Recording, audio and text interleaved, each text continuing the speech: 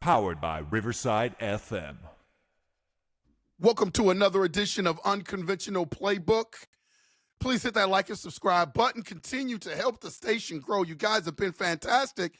I am actually here playing sick today. I'm a little bit under the weather, so you gotta forgive me.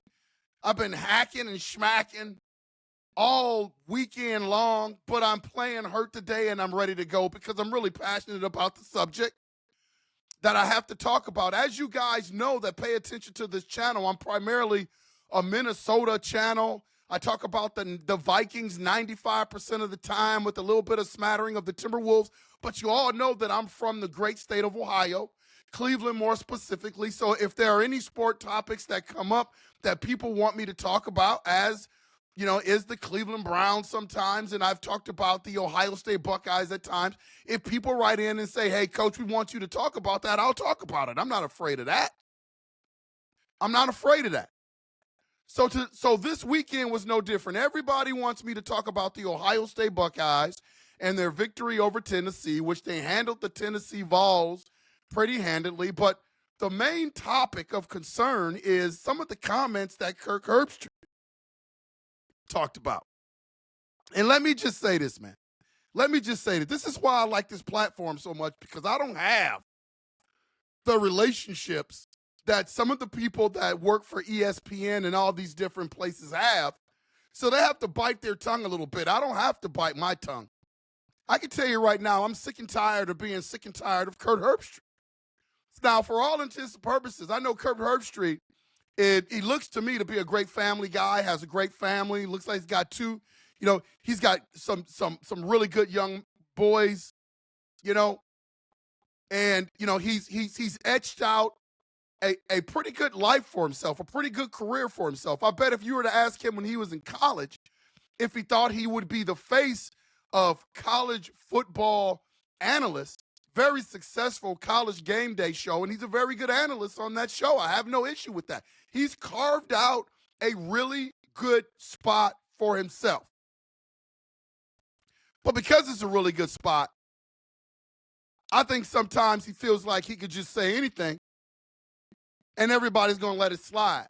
Well, not here on Unconventional Playbook. The one thing I am going to tell you is this, and this is a message to Ohio State fans, because I'm going to give it to you straight. Ohio State fans are some of the best fans in the world. That's why when you have a guy like Gus Johnson doing the games, what does he say about Ohio State? The world famous Ohio State Buckeyes. Because it's the truth. We have some of the best fans in the world. In the world. So here's what I'm going to say to the Ohio State fans. And before I go down this hole, I am going to tell you that I'm not talking to the extreme Ohio State fans. I'm talking about the guys and gals that will come and damage your property, guys and gals that will slash your tires, guys and gals that would send you death threats. Like, it's a football game, man. It's not that serious. But there are extreme fans out there like that. And the Ohio State Buckeye fan base, you have some fans out there like that. But let me tell you this. Every fan base has fans like that. Colorado has fans like that. Alabama has fans like that. Florida has fans like that. The University of Miami has fans like that. This is not specific to the Ohio State Buckeyes, like Kirk Herbstreet irresponsibly tries to paint a broad stroke and lumps Ohio State fans with that. Dangerous commentary, because you got people that's outside the Ohio State bubble that may be fans of another fan base that think Ohio State fans are psychos. And I don't know the specifics of Kirk Herbstreet living in Columbus and he had to move out. I've heard rumblings about all. Look, man, I don't know anything about that. But I'm here advocating and protecting the Ohio State fan base. We are no more crazy. We are no more crazy than any other fan base. But let me tell you something about the Ohio State fan base. We've got a standard. And Ohio State fans, my message to the Ohio State fan base, it's okay to have a standard. Don't let somebody else tell you what your standard should be. See, the thing about Kirk Herbstreet, and I'm going to tell you, the thing about Kirk Herbstreet is that when you look at Kurt is coming from an era of Ohio State football that was mediocre or a little bit better than mediocre at best. So he's always looking at things from that lens, a mediocre lens. I had a great coach once tell me mediocre doesn't understand excellence. So if you've been mediocre in an era of Ohio State football, you just don't understand what excellence looks like. You just don't understand the accountability of excellence. And that's what's going on with Kirk Herbstreet. He's not a dumb guy. Kirk Herbstreet is an excellent analyst, but he's got mediocre lenses on. He's got mediocre lenses on. And I'm not saying that people should make death threats and make it tough on Ryan Day's family and all that type of stuff. But there is a level of accountability when you take that Ohio State job. There is a standard. You're going to be criticized on the radio. You're going to be criticized in the newspaper. And if you and your family can't take that, you're compensated well. If you and your fans and your family can't take that, then don't take the job. Goes back to saying if you can't stand the heat, what do? Get out of the kitchen. And again, I'm not talking about the extreme thing, but this is part of the job. And you can't let mediocre analyze greatness. Now, there was a quote by Kirk Herbstreet where he basically said Ohio State basically should have been on the road. It might be better for them. He implied it might be better for them to be on the road to protect Ryan Day because he felt like as soon as the Ohio State Buckeyes went 1, 2, 3 and out, or they had to punt, or Tennessee scored a touchdown, that the Boo Birds would come out and jump on Ryan Day. So it would almost be better for them to have an away game. How ridiculous is that? If you go by what Kirk Herbstreet said probably should have happened, you missed the whole environment that was Saturday night. That place was electric. Electric. And because Ohio State came in probably more prepared, more focused, more intense than I've seen them all year, frankly, I didn't hear any boos. I didn't hear anybody booing Ryan Day. I didn't hear anybody jeering Ryan Day. I didn't hear none of that. What I saw is, over 100,000 fans supporting the Buckeyes. And I know there was a heavy contingent of Tennessee Vol fans in there as well, but for the most part, it was a great home environment for Ohio State. There was no boos. That nobody was against Ryan Day. Why? Because they handled their business. Why? Because they passed the high test. Why? Because they showed you what their ceiling could be. And everybody was supportive. They did not come up short. They did what they were supposed to do in that game. And it's not about wins and losses, but you got to show up. And if Ohio State would have been on the short end of the scoreboard and they showed up, the passionate fans, the loyal fans of Ohio State wouldn't have much to say to Ryan Day, but you got to show up. The only reason why Ryan Day has been receiving so much venom over the last couple weeks is you can't honestly tell me that they showed up against Michigan. See, there is a standard. And mediocre doesn't understand that standard of excellence. It's tough for them to understand it. You could argue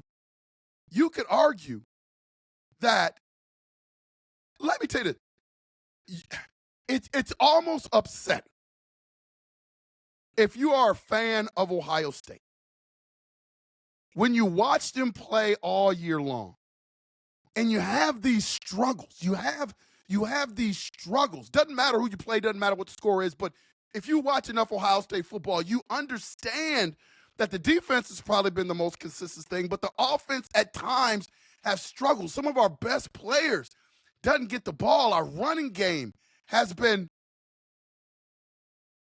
just all over the place. Some weeks it's okay, some weeks it's good, some weeks we don't get anything out of the running game. Hell, Ryan Day admitted that. And all of a sudden, you see what we saw on Saturday night versus Tennessee. And you could argue that it's because of the venom that they've been receiving for the past couple of weeks. I know they say, well, we're not going to pay attention to the internet. We're not going to pay attention to, critics out there. They don't know what they're talking about. We're just going to circle the wagons, and we're going to go out there and play. Okay, you could try to sell those wolf tickets if you want, but you heard it. You heard it. And because you heard it, and because there was a level of venom towards the program and the coaches. See, sometimes there's good venom, sometimes there's bad venom. And again, I'm not talking about the extreme fans. I'm talking about the fans that understands the excellence and the standard at Ohio State that is going to hold you accountable when you don't show up like you did against Michigan. That game on Saturday night was a direct reflection of that venom. They had to go back to the drawing board, and whatever they did over the past couple of weeks, you can't tell me that's the Ohio State team that we had been seeing all year long. This is what the fans have been clamoring for all year. This is what the fans wanted to see against Michigan. And all of a sudden, you figure it out against Tennessee.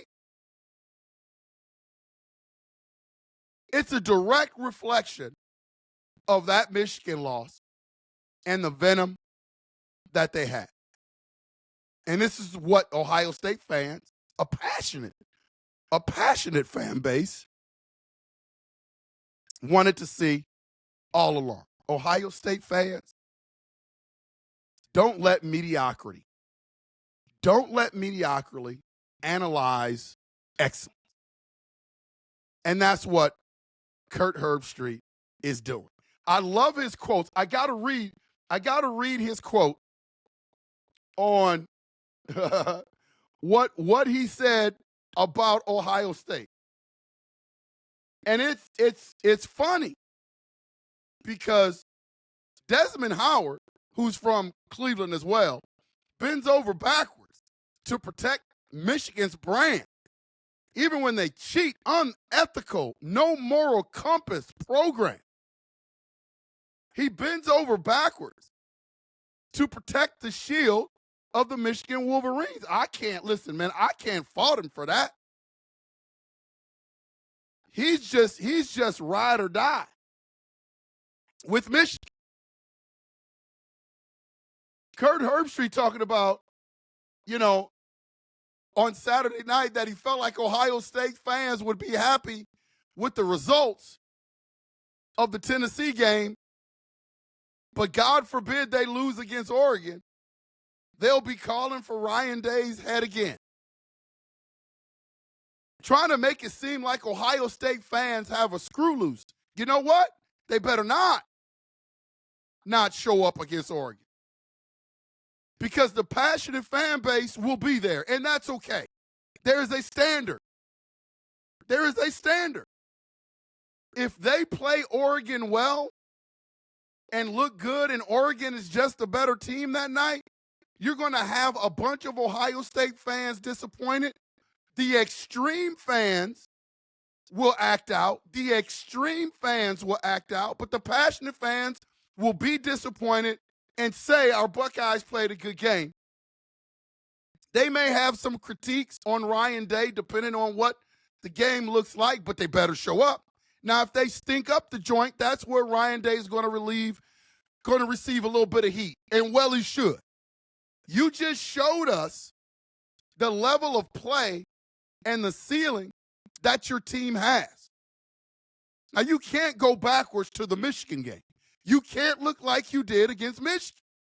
That's just common sense. Can you imagine losing a Michigan game and the majority of the fan base said, well, gee willikers, that's all right. That's all right. We'll get them next year. We've lost to them for the past 4 years, but gee willikers, we'll get them next year. Do you think we would have had the same? If there was no heat on Ryan Day, do you think we would have gotten the same level of play Saturday night? No. It's that accountability that makes great programs great. If you don't like the heat, get out of the freaking kitchen.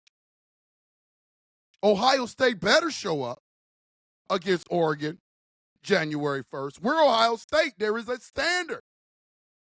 There is a standard. And then I love Nick Saban, who is arguably the GOAT of college football, man. That the standard that Nick Saban set at Alabama, second to none. And Nick Saban, other than the pros, excelled at wherever he went. So the man knows how to coach. He has a standard. But Nick Saban needs to shut up criticizing Ohio State fans. Excuse me. He needs to shut up with that stuff. And the reason why I'm going to jump on Nick Saban is because Nick Saban eats mediocre coaches for lunch. He eats mediocre programs for lunch. He can't even spell mediocre because his programs were that great. You remember when Alabama was in a national championship game? Jalen Hurts was their quarterback. Jalen Hurts wasn't getting the job done in the first half. What did Nick Saban do? Replaced him in the championship with Tua Tagovailoa. Jalen Hurts had gotten Alabama to that point that year. And the minute he didn't play well for all the marbles, what happened? In comes Tua Tagovailoa. See, there's a standard, man. There's a standard. And Nick Saban understands his legacy. He wants his standard to be the standard, but Nick Saban wants to be the best ever. So he will tell you, Ohio State fans, accept the mediocrity. I'm not going to do it, but accept the mediocrity. Embrace coming up short. Embrace not showing up for rivalry games. Can you imagine what a Nick Saban practice is like? When they lose a game that they're supposed to win, there wasn't many of them. But can you imagine what – you should go and poll their players on what the environment was like that following week. When they came up a little bit short. Because there's a standard. And coaches like Nick Saban, they don't want other programs to have that kind of standard. You think he wants other people around his legacy where there's a conversation and an argument about who's the best coach ever? No, Nick Saban wants to be the best. So he will tell you, State fans, embrace Ryan Day. Stop with all the negative stuff. You should just be happy that you have a chance to play for the national championship. Because he doesn't want anybody close to his legacy. So embrace the mediocrity. Embrace losing to Michigan 4 years in a row. Embrace the below 500 record against ranked teams. Embrace all that. He wouldn't do it because the minute there was a chink in the armor in terms of him winning a national championship, that when there was a possibility that he may lose, what did he do? Midstream, he abandoned his quarterback that started for him all year, that got them to that point. And he went, hey, credit to him, he went to Tua. Because he felt like Tua would give them a better chance to win in the second half. And his decision was correct. But understand that mentality. There are levels to this. So Ohio State fans, and I'm not listening to Nick Saban, I'm not listening to Nick Saban at all, talking that mess about Ohio State fans to stop with all the negative stuff. I'm not listening to that one bit because you didn't tolerate. When you were the head coach at Alabama, your standards was high. And Kirk Herbstreet, he knows not what he's talking about. He just doesn't get it. Kirk Herbstreet will never be on the Mount Rushmore of quarterbacks at Ohio State University. He was an MVP of the team one year, and that was his ceiling. They weren't a national championship team. We were not a national championship program. That era of Ohio State football, I think a lot of people have probably forgotten about. It was a mediocre time. It was a mediocre era of Ohio State football. Don't let mediocrity try to analyze excellence.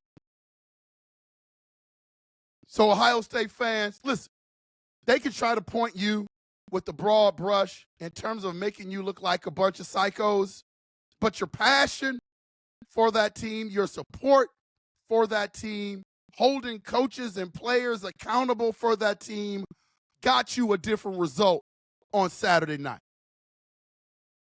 These coaches are highly compensated to do good work. Hold them accountable. Ryan Day is not cheap. Ohio State's got to show up. There's a standard in our place. We're not going back to the John Cooper days. That ain't going to happen. We've got a standard. We've got a standard. The Michigan, I heard rumblings this week that, we put too much emphasis on the Michigan game. It should just be another game. What? Because we haven't been winning it? Don't lower your standards. That's not just, when has that ever been just another game? It's not just another game to Michigan. They came into the horseshoe, kicked your butt, and then tried to plant a flag on the 50-yard line. That's how the tide is turned. There is a standard to this, Ohio State fans. So don't let mediocrity, man.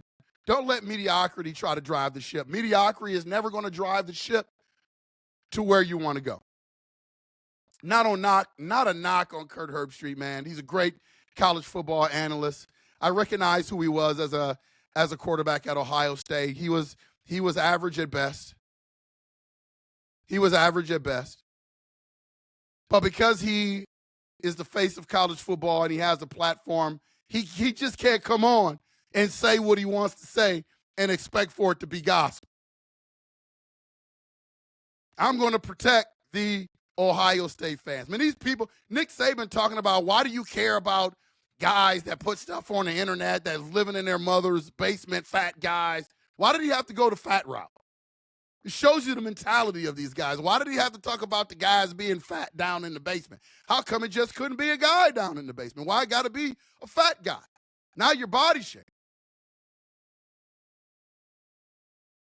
The reason why these players should care is these are the guys and the gals that are going to the game. These are the guys and the gals that are helping raise funds and fundraising so you have the scholarships and you can have the benefits of being a student athlete at the Ohio State University. That's why you should care.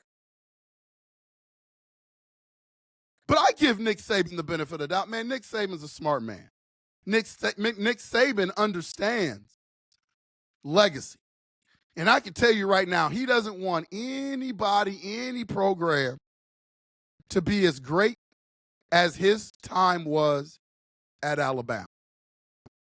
So he will tell you without hesitation to accept less so you can't get to where he has gotten and to make you feel bad about it with his partner, Kirk Herbstreet, Mr. Mediocre himself. Man, I decided to jump on here and tell you, I'm going to protect my fan base, man. People start talking to me about the Cleveland Browns fans cheering when Deshaun Watson got hurt, and now they're talking about, man, people are making Ohio fans seem like psychos.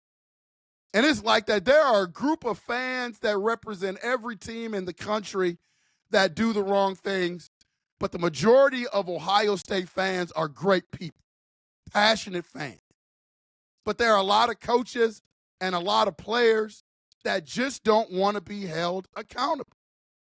Ryan Day knew the job. Remember when Ryan Day was talking about putting up 70 on Michigan? What was that when he first got the job? He going to score so many points on Michigan. He going to try to put up 70 on Michigan. And Harbaugh clapped back and was like, man, he came with the third base stuff. People on third base, people born on third base think they hit a home run or whatever Harbaugh said. Came back at Ryan Day because Ryan Day was clapping at him, talking about he's going to put up 70. Ryan Day hadn't sniffed 70 points against Michigan since he made those statements. There's a standard. If you don't want the heat, get out of the kitchen. I'm telling you right now, love the game on Saturday night. That doesn't pacify me, though. You can't have a game like that and then not show up against Oregon. Because then you're going to want the fan base to be like, well, oh, geez, well, we'll get them next year. We'll get them. We're coming off a great win against Tennessee. We're not in the Big Ten. We haven't won a Big Ten title in a while, but that's okay. That's all right. No, that's not happening at Ohio State, man. That's not happening at Ohio State. And as long as fans are passionate about it the right way, you've got a right to have your opinion and speak your mind and hold these players and coaches accountable the right way. No death threats, none of that garbage, but the right way. Don't let mediocrity analyze excellence. Kirk Herbstreet coming at everybody. The fans, First Take. Okay. And he just doesn't understand. Because his era of playing at Ohio State is completely different than where Ohio State is now. So he, as an alumnus and someone that's around the program, he's very familiar with all the moving parts, but he just doesn't understand the level of excellence because he's never sniffed it. He's never sniffed it. Nick Saban has. That's why he changed quarterbacks at halftime. This has been Unconventional Playbook. Hit that like and subscribe button. We will make sure to see ya when we see ya. Thanks for tuning in. LaTrey, take us home.